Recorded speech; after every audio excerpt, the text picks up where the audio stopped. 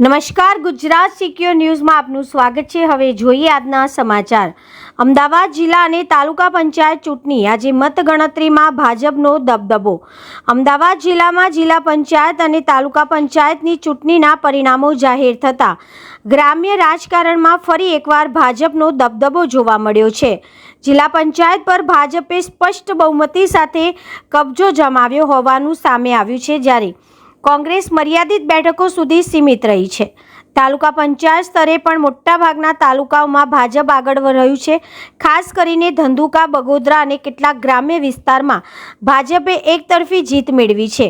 બીજી તરફ ધોળકા અને બાવળા તાલુકામાં ભાજપ અને કોંગ્રેસ વચ્ચે કડક ટક્કર જોવા મળી હતી, જેમાં કેટલાક વોર્ડમાં ખૂબ જ ઓછા મતભેદથી જીત હાર નિર્ધારિત થઈ છે। વટામણ વિસ્તાર સહિતના કેટલાક વિસ્તારમાં મિશ્ર પરિણામો સામે આવ્યા છે, જ્યાં બંને પક્ષોએ જીત મેળવી છે।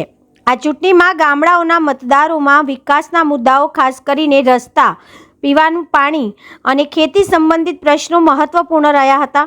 મતદારના આ મુદ્દાઓ પર નિર્ણયનું પ્રતિબિંબ પરિણામોમાં સ્પષ્ટ રીતે જોવા મળ્યું છે। વિશ્લેષકોના મતે આ પરિણામો આગામી સમયમાં રાજ્યના રાજકારણ માટે દિશાદર્શક સાબિત થઈ શકે છે।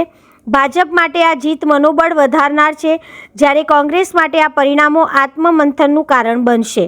Reporter Ramesh Solanki, Gujarat secure news, Dholka. અત્યારે તમામ જે 10 કાઉન્ટિંગ સેક્ટર છે, તમામ જગ્યાએ કાઉન્ટિંગ ચાલુ છે। કોઈ પણ જગ્યા કોઈ પણ પ્રકારનો અનિચ્છનીય બનાવ બન્યો નથી। ઘણી બધી સીટોનું રિઝલ્ટ આવી ગયું છે, ઘણી બધી નગરપાલિકાનું પણ રિઝલ્ટ આવી ગયું છે। તો પણ તમામ જગ્યા જે સેલિબ્રેશનનો મોડ છે, એને કોઈ પણ જગ્યાએ કાયદો હાથમાં ન લે, તમામ રીતે પોલીસની તકેદારી અને તમામ પોલીસની સૂચનાઓ પણ એની સુધી પહોંચી ગઈ છે।